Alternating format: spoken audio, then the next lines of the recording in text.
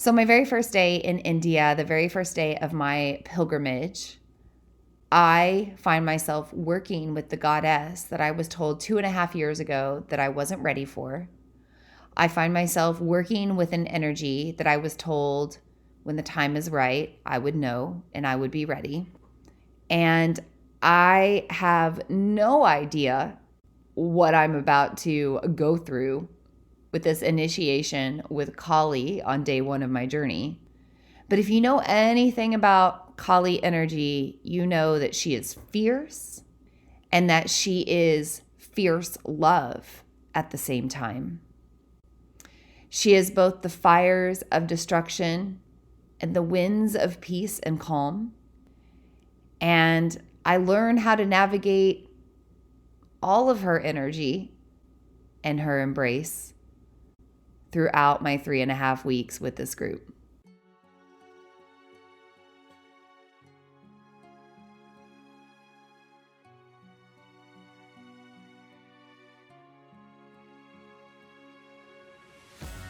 Namaste, and welcome to the Follow Your Path podcast.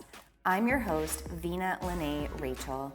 I'm a moon priestess, intuitive, emotional alchemist, and channeler of the divine.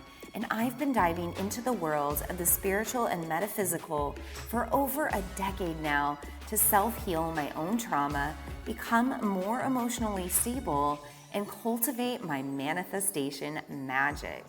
I am so excited to now be bringing these same tools and techniques to you on this channel. There are a variety of ways for us to work on our higher selves. We can use practices like yoga, meditation, and breath work.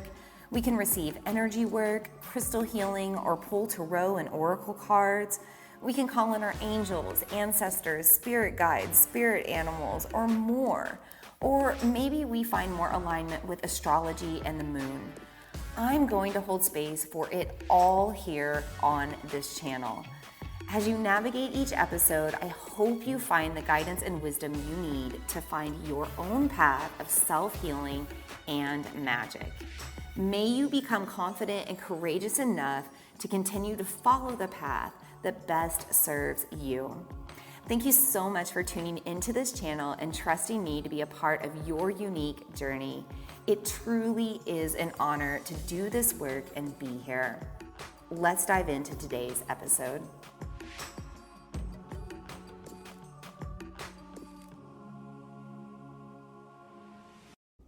Namaskar, friends. Welcome back to the show.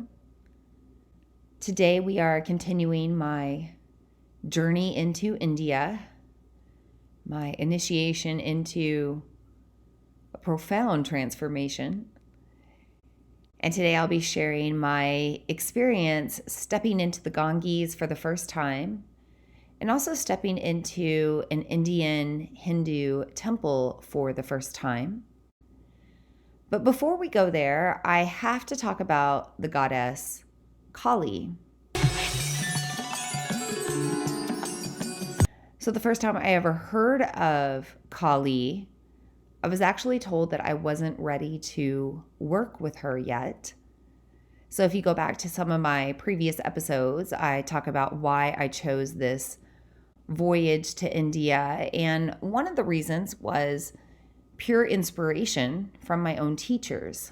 So I heard about my teachers' own journeys through India at my yoga teacher training, and through that became inspired to travel to India myself. But also at that yoga teacher training, at the end of it, my teachers gave me words of advice and guidance.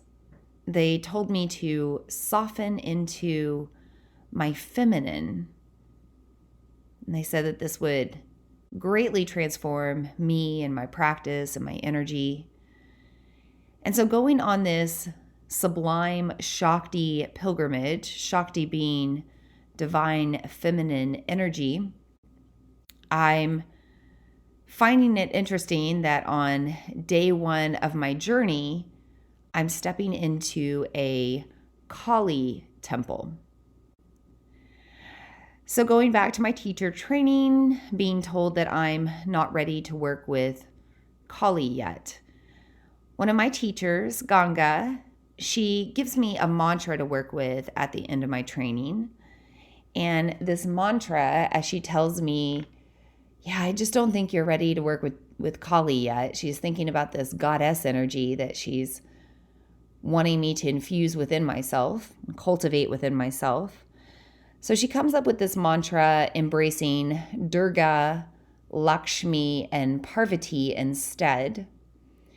And she tells me that when the time is right, I'll know when I should be working with Kali. Now, at that time, I didn't know anything about Hinduism or the Hindu gods and goddesses. So I was told that Kali was just a little bit too dark for me, too heavy for me, too intense for me, and I just wasn't ready for it. So flash forward 2.5 years down the road, and now I'm going on this divine spiritual journey through the feminine, and I'm stepping into a Kali temple. So my very first day in India, the very first day of my pilgrimage, I find myself working with the goddess that I was told 2.5 years ago that I wasn't ready for. I find myself working with an energy that I was told when the time is right, I would know and I would be ready. And I have no idea what I'm about to go through with this initiation with Kali on day one of my journey. But if you know anything about Kali energy, you know that she is fierce and that she is fierce love at the same time. She is both the fires of destruction and the winds of peace and calm. And I learned how to navigate all of her energy and her embrace throughout my 3.5 weeks with this group. So I want to back up and talk about a couple of notes from my previous episode discussing my first day in India. First thing I want to talk about is respecting culture and cultural appropriation, or not having cultural appropriation in what we do. I mentioned on the trip that when I'm flying to Delhi, I have a connection in Istanbul.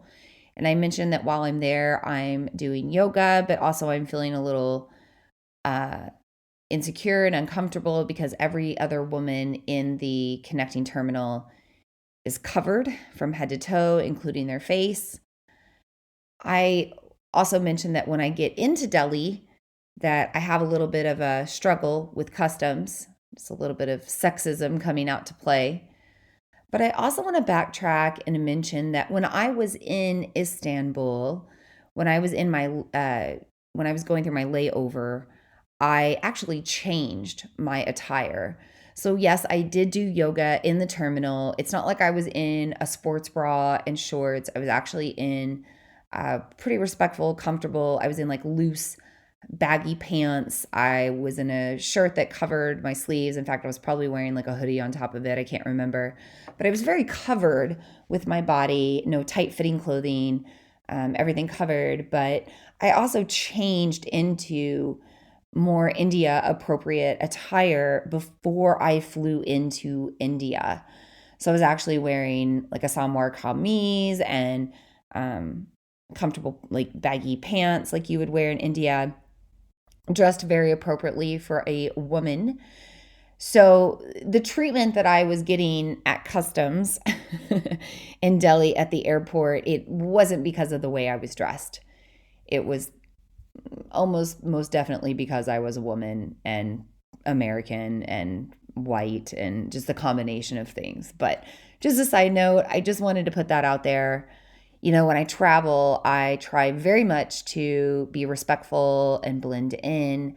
I've studied abroad in Italy in the past when I was in college, and I've been to the Vatican, and I've been in some other churches in Italy, and I've had to cover my shoulders or wear a shawl or whatnot. So I get the playing the part and dressing the way you're supposed to, depending on where you are. A couple of other notes from my previous episode. I mentioned the taxi fiasco, having to pay for a taxi and not expecting that. And also just coming out of the airport, not having somebody with a sign to show me that I'm there and I have to call to figure out that somebody's there to pick me up.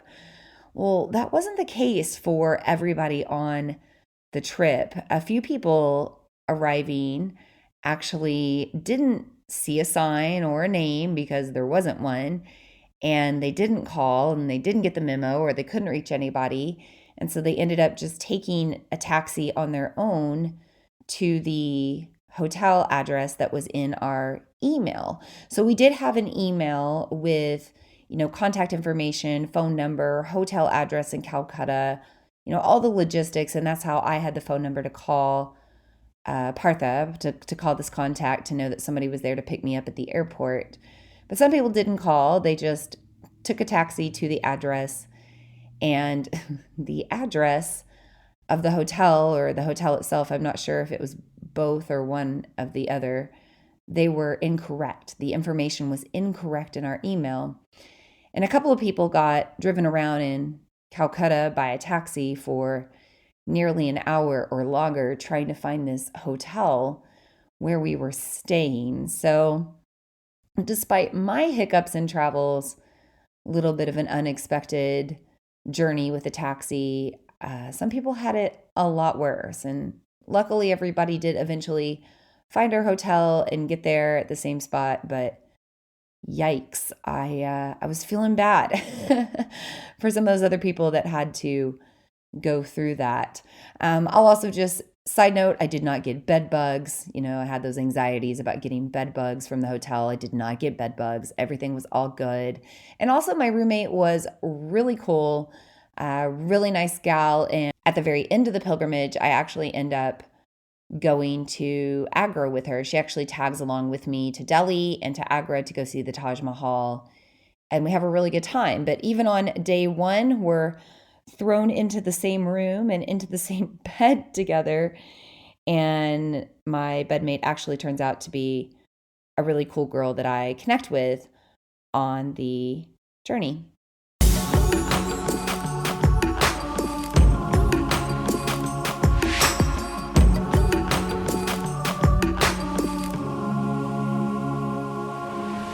I want to begin talking about this day 2 journey by first reading the very last thing I wrote and shared on my India journey. And this is where I've left off before and where I've always stopped and chosen to not continue sharing my story. Now, good news is I'm not going to stop today, but I want to start here because what I wrote really has a lot of meaning in my second day of India.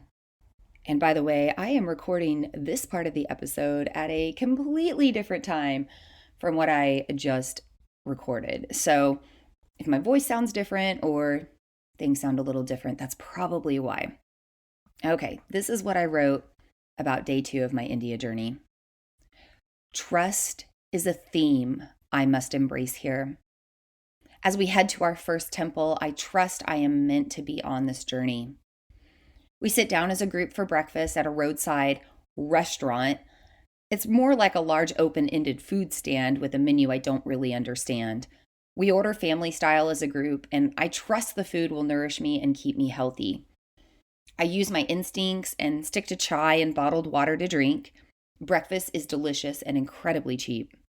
With bellies full, we head to the Dakshineswar Kali Temple, our first destination on our pilgrimage. I am asked to check in my things, including my phone, and wash my feet in the Ganges before entering. I trust that my personal belongings will be there when I return. And I trust that my luggage will be waiting around on the bus as I leave it. I approach the river. I didn't think this process would affect me that much. I thought it would feel routine to what we were supposed to be doing, but it was so much more. Words cannot describe what it feels like to step into the Ganges for the first time. There is a vibration in her waters that is ancient and pure. The moment I dipped my toes into her waters, I felt pure emotional release. We start to recite a chant of which I have no idea what I am saying, but I can feel the strength of the purification washing over me.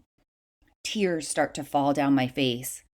All of a sudden, I feel like I have reached a much needed destination. Like I have been trying to get here for lifetimes and it's finally happening. I feel as if I am home. I come back to my mantra of trust. I trust that I am supposed to be on this journey. I trust that I am safe and supported here. I trust in my calling to be here. I trust that all guidance and wisdom will come through this journey. I trust I am being held in Ma's embrace. I trust. I trust. I trust. We finish our chant and I take a deep breath. I wipe the tears away and turn around to leave the river, and I step into the doors of the temple.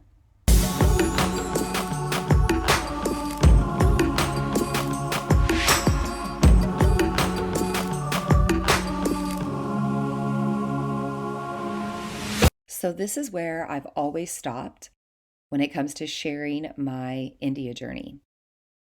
That blog post, I've copied it and used it as a social media post, but that post is where I've always stopped, right before I step into my very first Hindu temple. And I've mentioned this in a couple of previous episodes, including the replay of my moon circle, if you want to go check that out.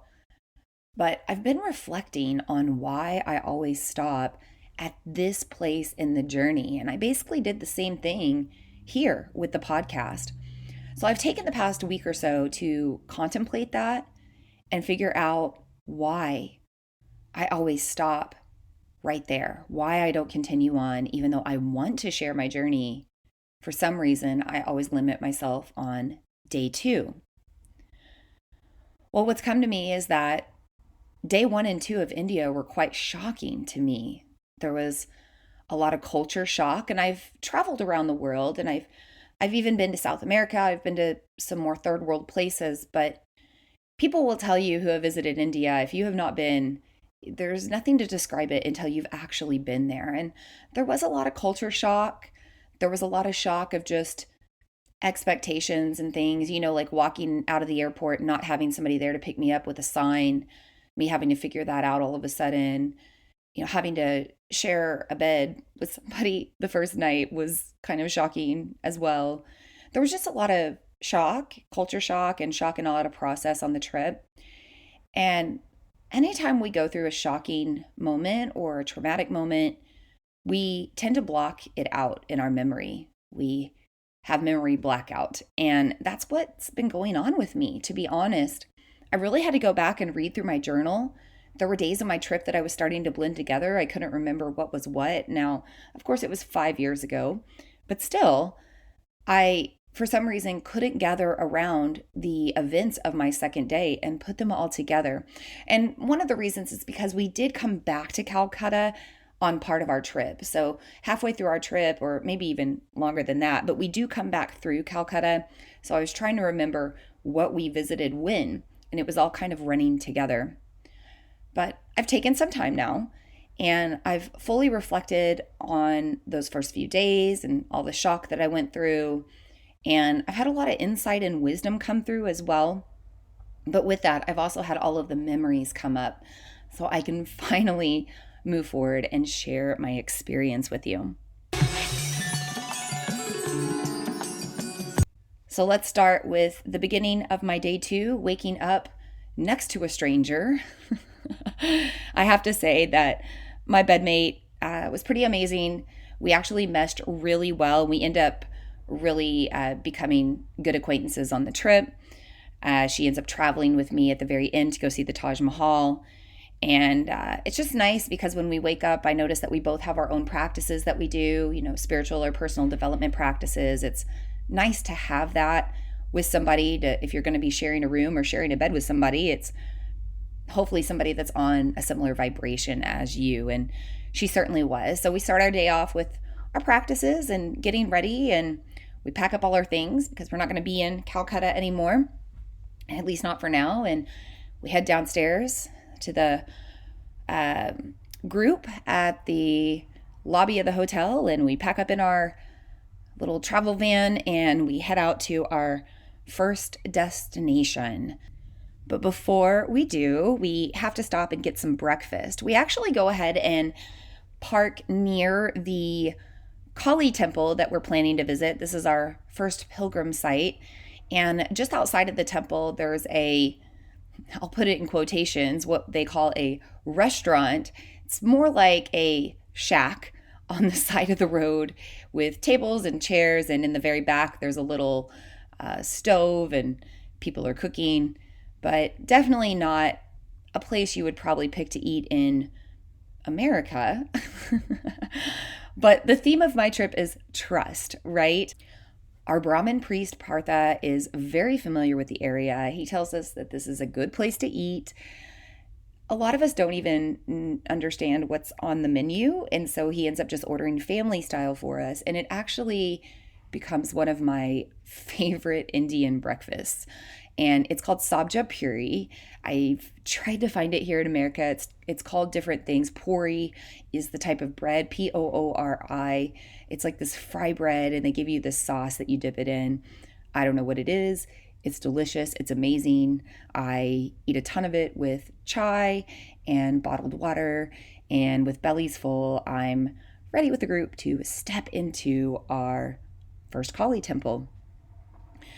Now, before we can actually enter the temple, we have to first check in all of our belongings, and we have to wash our feet in the Ganges. So this means that I have to hand over all of the personal belongings that I have on me, including my cell phone, my shoes. You talk about trust when you are handing over these belongings along with probably 50 plus other people to this sketchy locker area outside of a temple. I just held trust and trusted that I would get everything back, that I was in a holy place, that people have good intentions. So I check in all my things and I gather with the group and we start taking our steps down to the Ganges. So this particular temple in Kolkata, it's the Dakshineswar Kali temple. It was founded by Ramakrishna and Sharada Devi, and they were around in about the mid 1800s. This is a temple devoted to the form of Kali known as Bhavatarini, and there's also 12 Shiva temples and a Vishnu temple here as well.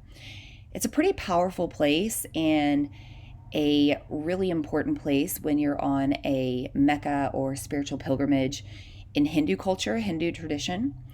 So it's important that we're clean, that we're not bringing in technology into these places, that we're, purifying ourselves before we come into the doors of the holy place. So we gather together and we step down into the Ganges and we have a little bit of an offering with some flowers.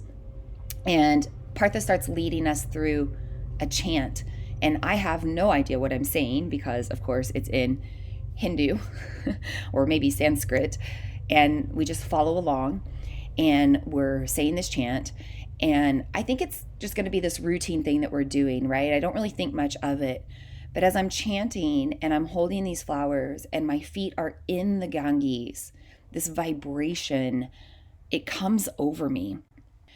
And I get very emotional, and I all of a sudden feel like I'm in this place that I was meant to be my entire life. It's like I'm home. And we finish our chant. I have tears running down my face. I put my flowers into the river as devotion, and we start to make our way into the temple. By the way, this part of the Ganges that we're stepping into, it's known as the Kali Ghat in some of the mythological texts. It is actually known as the Hooghly River in modern times. It's the eastern distributary of the Ganges. So we are still stepping into the Ganges. It just might be a different name. If you're looking at it on a map, you might see Hooghly River or Kalighat instead. So I step into the doors of this temple, and the moment I do, I feel this intense vibration, very different from the Ganges and the waters that I was just in. It's kind of this destructive yet nurturing vibration. And it's funny how, up until this point in my life, Kali has been hidden to me. She was somebody that I wasn't ready to work with 2 years before, sorry. And now all of a sudden, she's just here, fully exposed to me on my very first day of my pilgrimage. So we journey through the temples, we kind of explore the grounds, we check out Ramakrishna's bedroom and Sharada Devi's bedroom. And then we also have the opportunity to receive puja, or a blessing, a spiritual blessing, as we line up to stare into the eyes of the deity, the goddess of the Kali idol. So we're asked to give a little bit of money. It's not much at this point. I mean, in American dollars, it's probably not even $1, might be a little bit more, a little bit less. And we're given this offering that we're going to be taking, some flowers and things that we're going to be taking to the deity and the idol.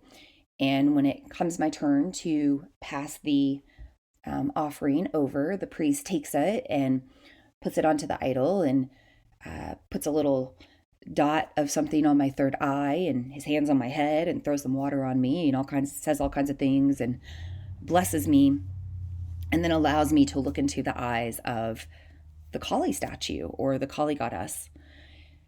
And again, I just think this is going to be some routine thing. I'm not a devout Hindu. This doesn't mean the same thing to me as somebody else. This is more of an exploratory journey for me. But the moment I stare into those eyes, I feel this piercing love.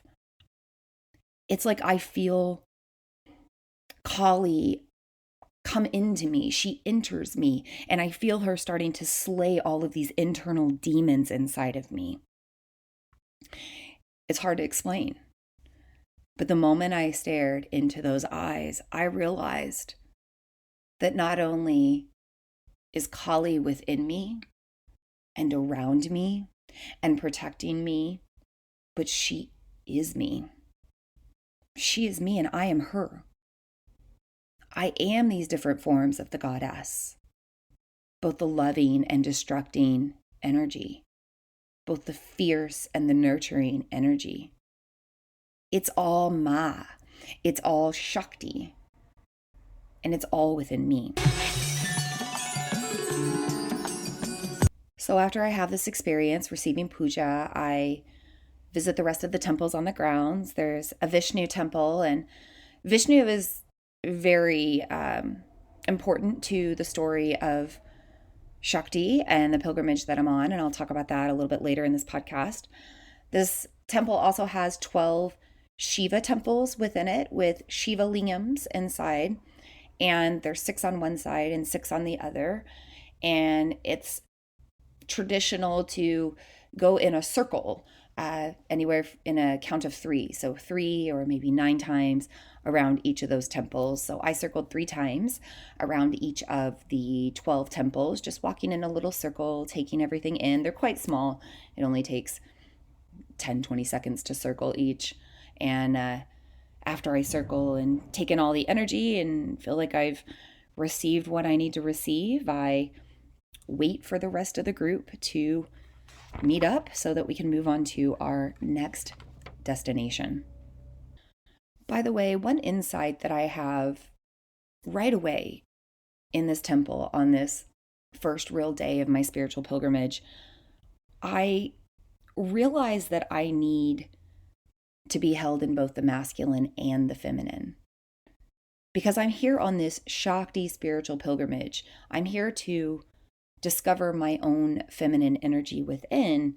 And yet on the first day, when we step into a temple, there is both Shiva and Vishnu energy with the Kali energy. This is about balance. We can't be too much in our feminine or too much in our masculine. We have to learn to balance both. And I realize on this first part of my journey that I'm going to need both the embrace of Kali or Shakti and Shiva or Vishnu. I will need to learn how to journey through both energies as I discover more. The next stop on our pilgrimage is the Adyapeeth Mandir of Kolkata, and this is another Hindu temple. It's known as a Shaktipeeth, which is a place where a piece of Devi's body fell to the earth after she died. And if you don't know anything about Hinduism, you're probably wondering, what do you mean by that? Well, the easiest way to tell you is to tell a story.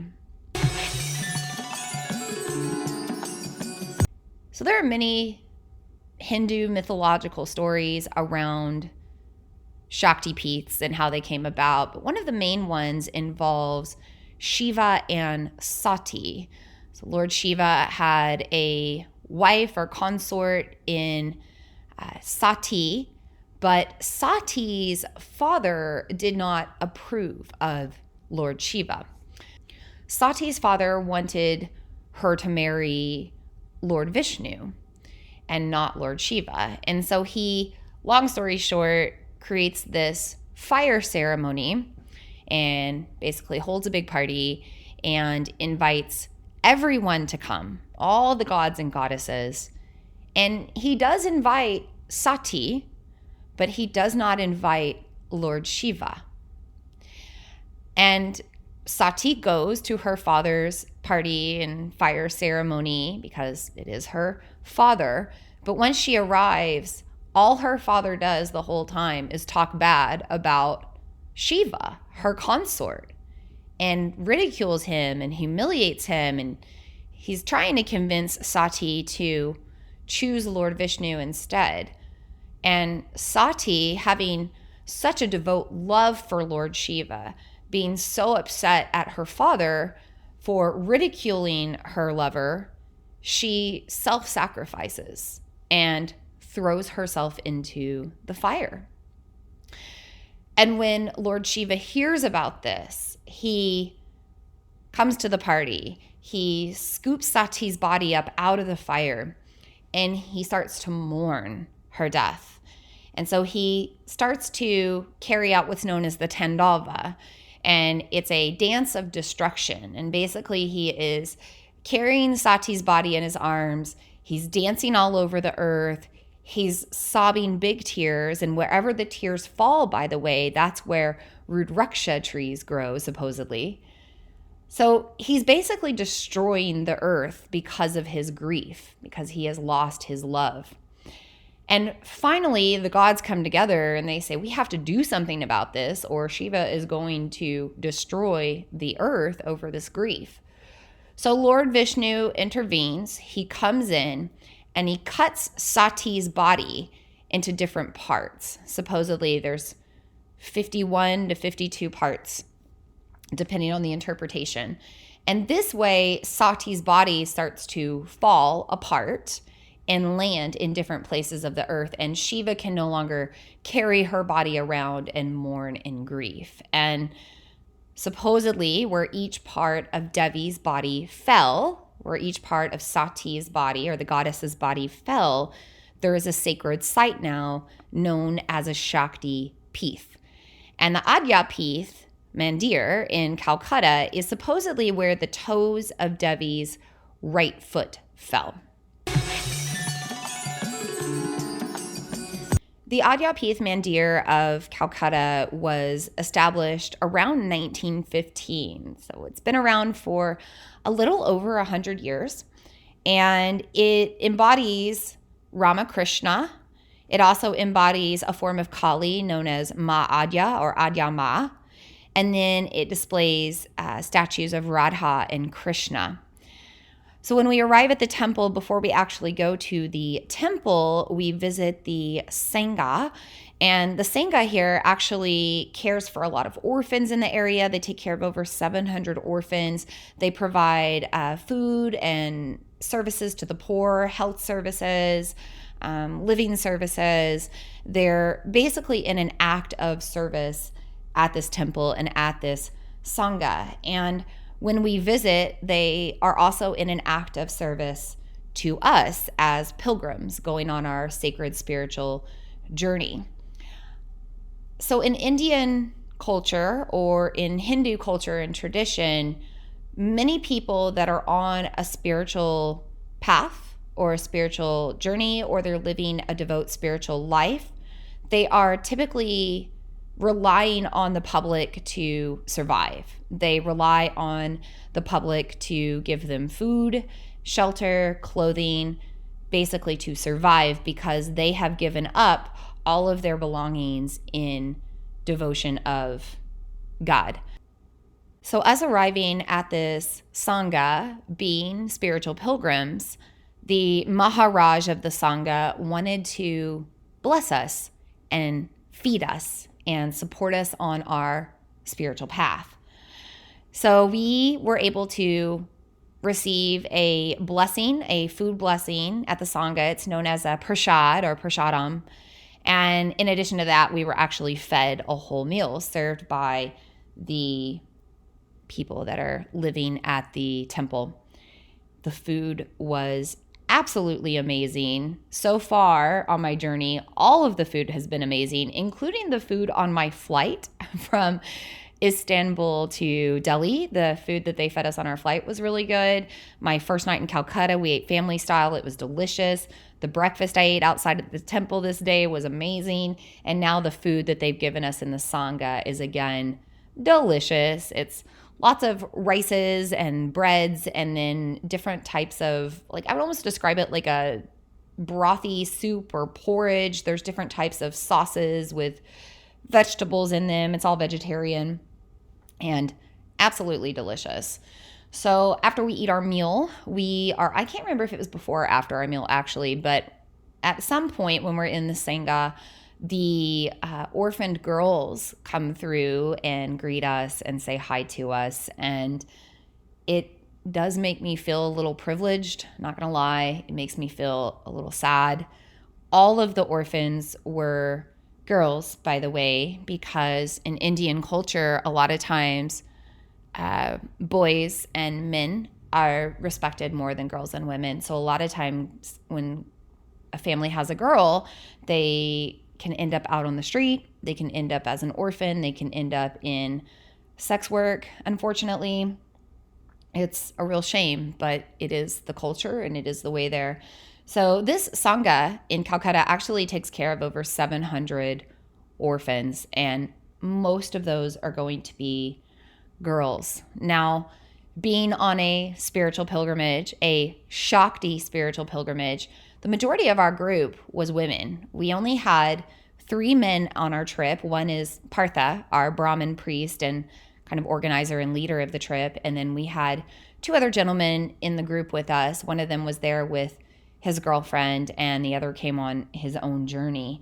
But I really enjoyed the fact that these girls, these orphan girls, could see us women thriving and being respected and being shown the love and attention that we actually deserve, instead of feeling shamed for who we are as a woman or being looked down on because we were a woman. We were actually, as women, invited into this temple, into this Sangha. We were welcomed on our spiritual journey. We received prasad and blessing.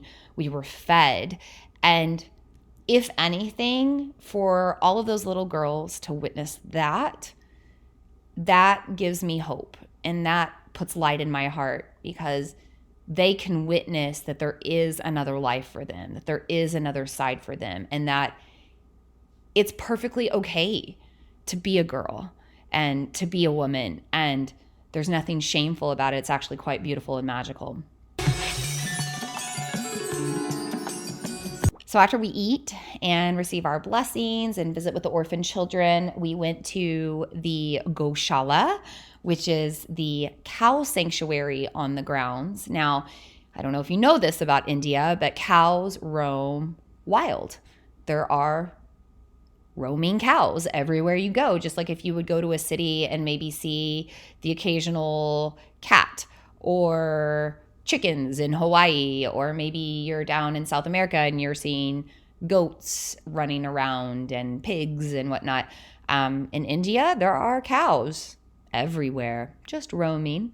And yes, most families have a cow that it kind of roams during the day and comes back home and whenever it's done with its day. But there are also a lot of feral cows, just like there are feral cats all over America in big cities. There are feral cows all over India. And India is not the cleanest country in the world. There are a lot of places where it is very dirty. There's a lot of garbage, especially in Calcutta, a city of 20-something million people. There's a lot of trash, and the cows will eat everything, including the trash. So they actually keep the cows locked up in this sanctuary for their safety and for their health. And at first glance, you might think that it's not the greatest place for them. It's concrete. It's like this big concrete barn with concrete stalls that they're all hanging out in. But the truth is, they actually get walked every single day. The cows get walked out on the grass, out on the roads every single day, if not multiple times a day. They roam free within their Goshala, within all of those little concrete barriers and whatnot. They roam free within there. And they are very loved, very taken care of. In Hindu tradition, the cow is the vehicle that Lord Shiva used to ride around on. And so cows are sacred and cows are holy, and therefore they are loved and treated very well. And at the time of this trip, I had just started diving into my world of veganism and vegetarianism. And so visiting the Goshala was probably one of my favorite parts of my entire pilgrimage, being able to just hang out with the cows and love on the cows and see how well they are treated and how much people want to take care of them and save them and give them a good quality life. Really, really lights up my heart. And talk about a total 180 from the West, right? Where many of us are eating cow almost every day, and cows are enclosed and not running wild and definitely aren't treated the same way. So yes, the Goshala was probably one of my favorite places in India. Now there's also a temple at the Adyapeeth Mandir, although it was closed at the time we were visiting, so we weren't able to actually go inside or see the deities. But inside of the temple, on the bottom level, there is a Ramakrishna idol.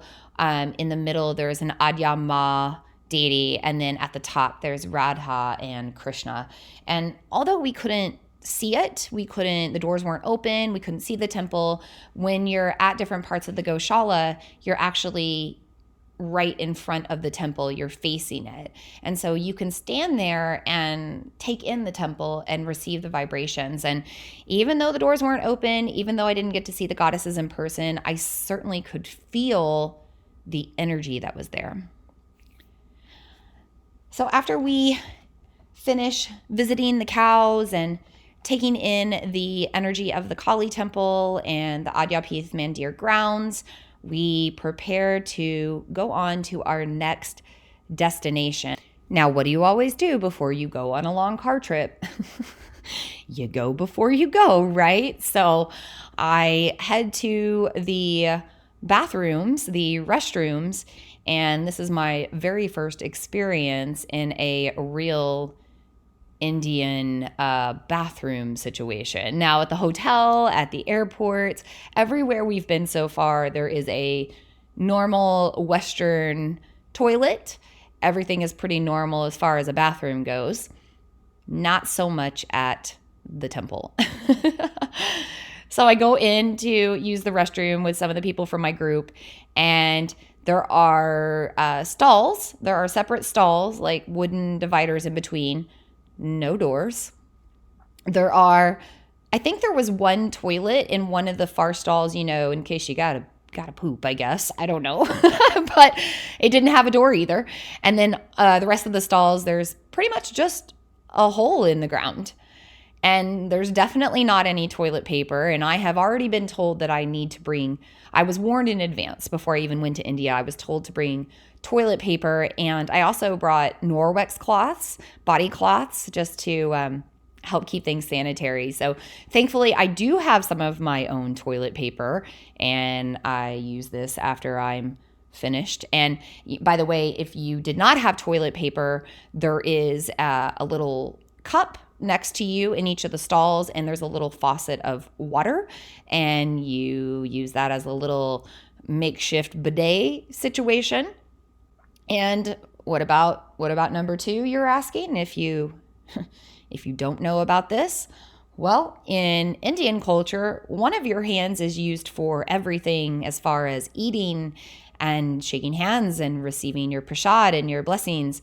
The other hand is your toilet paper. So you also use all that water to wipe and wash and whatever. But luckily, I don't have to go number 2. I have toilet paper for number 1. All is well. But I will learn that this is pretty much the bathroom setup wherever you go, unless you're in like a nicer place. In India, business is business. You handle it and you move on. It's really not a big deal. And even later in my trip, I will actually see whole fields where men and women will go to take care of their business at bigger events. Like, there's not a big porta potty lineup like there are in a lot of other events in like Europe or America. There's no porta potties. There's just a field, and that's where the people go.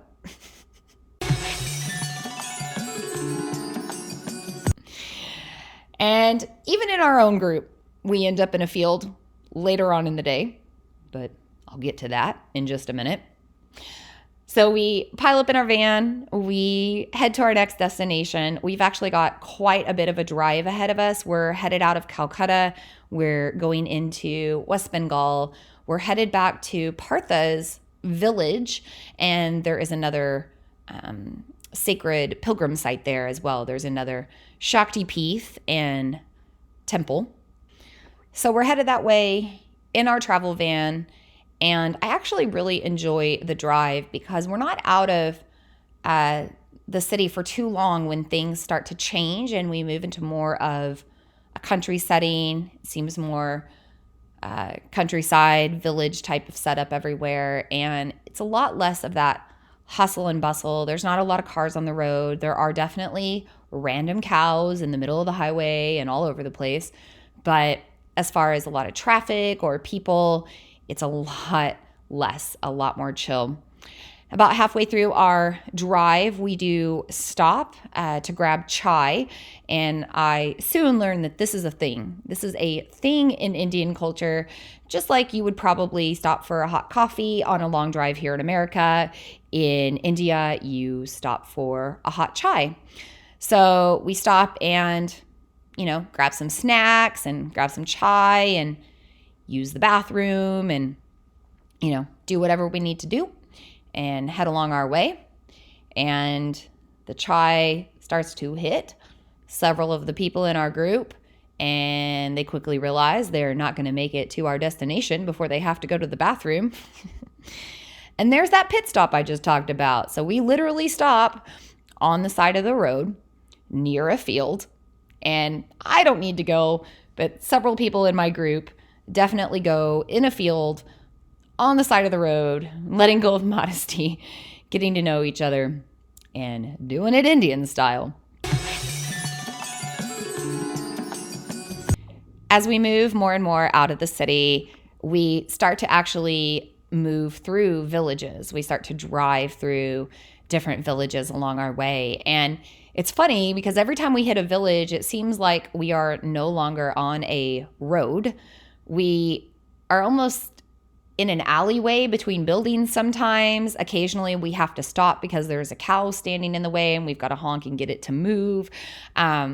People are so close. I'm very impressed with the driving in India from the get-go, from the time I hit the taxi out of the airport. Very impressed because the way that drivers interweave among all of the people and cows and chickens and animals and chaos, it's pretty impressive.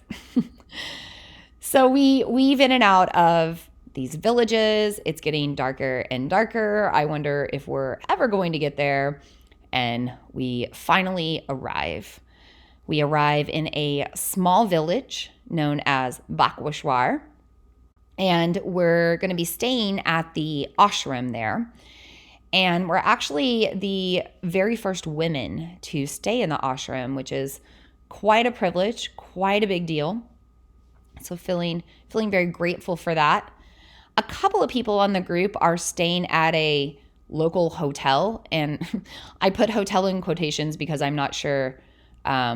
It's not a hotel. We are in a village, like literally in an Indian village. If you could imagine the word village and what you think about that, you're probably correct. There is not a hotel.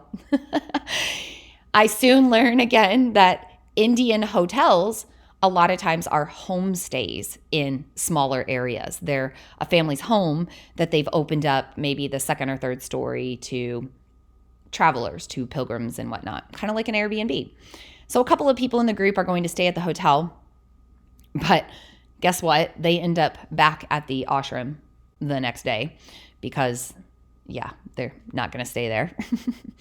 And the ashram itself it's very simple. It is basically like a Hindu monastery. If you don't know what an ashram is, it is a holy place. It is where devout Hindus come to be holy, to be on their spiritual path, maybe to study more. No different than like nuns or being in a monastery or something like that. So it's a very simple building, but we have westernized bathrooms.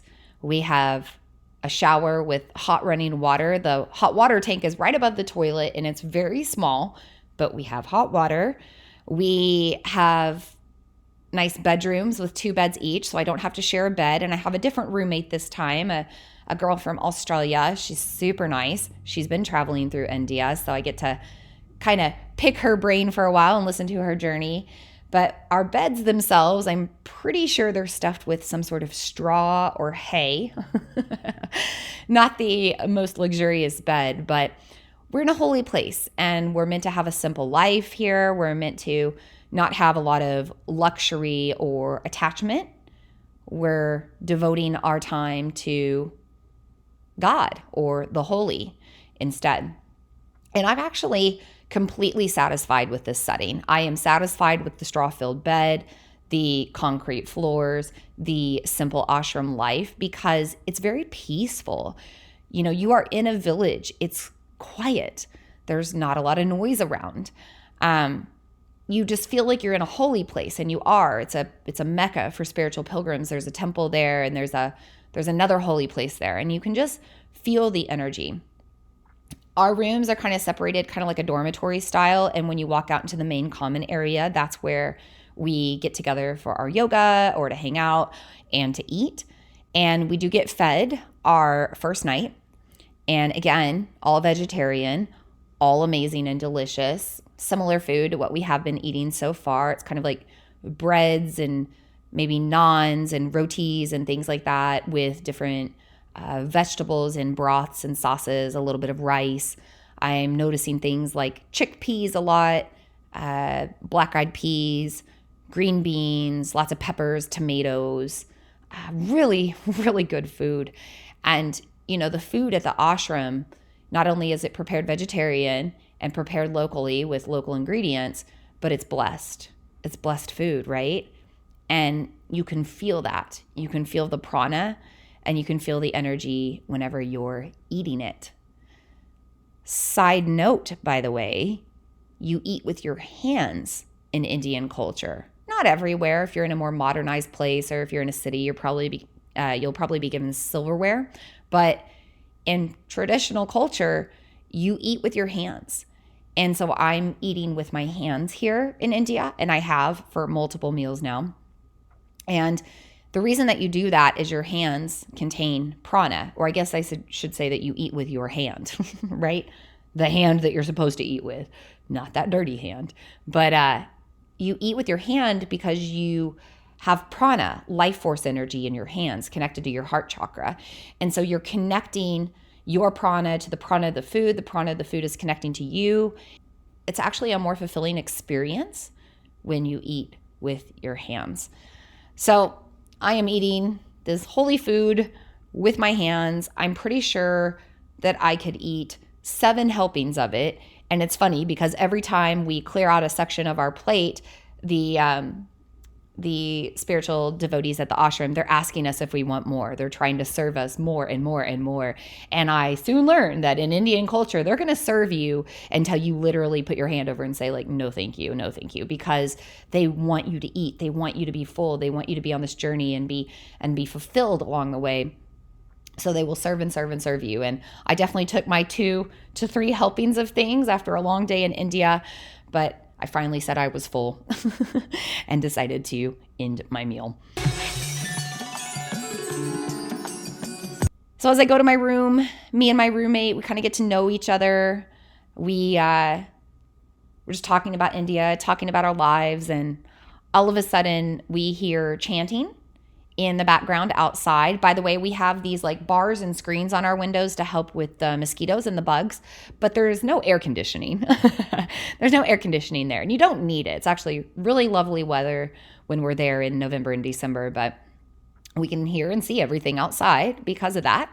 And we see this group of people marching down the street, ringing bells and shaking different things and playing drums, and they're chanting Hare Krishna, right? Hare Krishna, Hare Krishna, Hare Hare Krishna, Krishna, right? They're singing Hare Krishna.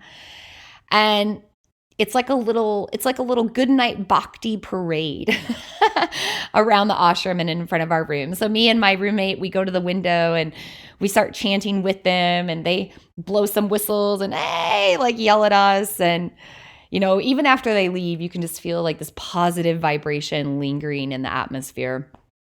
And I just feel like I'm at home again. I feel like this is where I need to be. I'm in a totally different culture. I don't know much of the language. I don't know much of the spiritual practices, but yet I feel so in place and so at home. So as I end my, second full night in India, I just take a moment to soak it all in.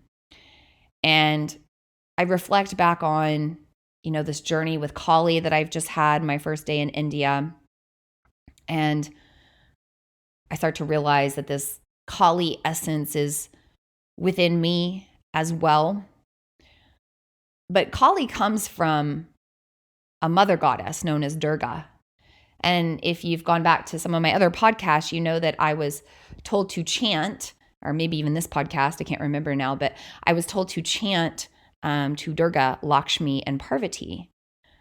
And now I'm working with Kali, who I was told I wasn't ready for back then. Well, Durga is that mother energy, and I had to work with that first. I had to mother myself and nurture myself.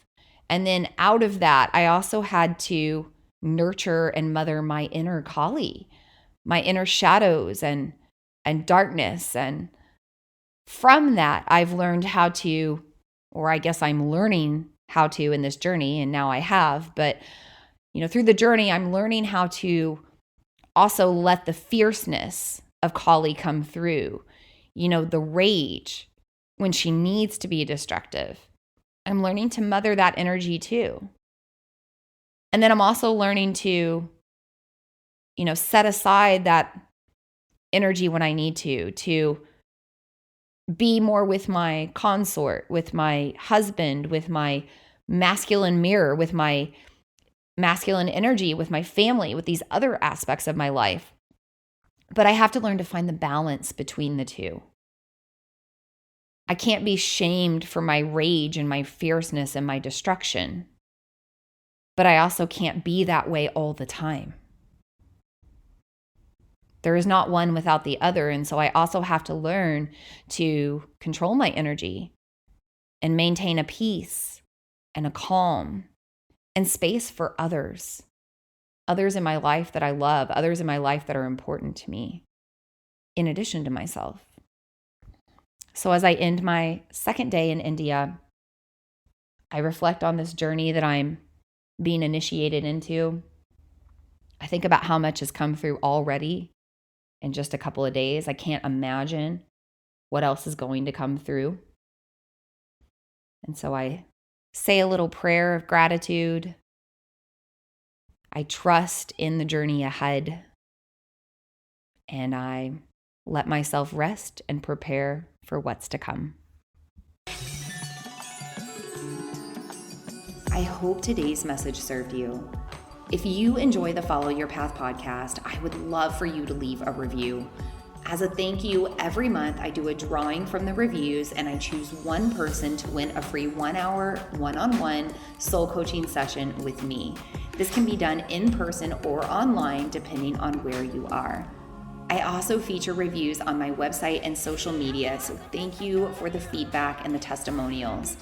It truly is an honor to be here. Thank you so much for tuning in, and I look forward to meeting with you again in the next episode.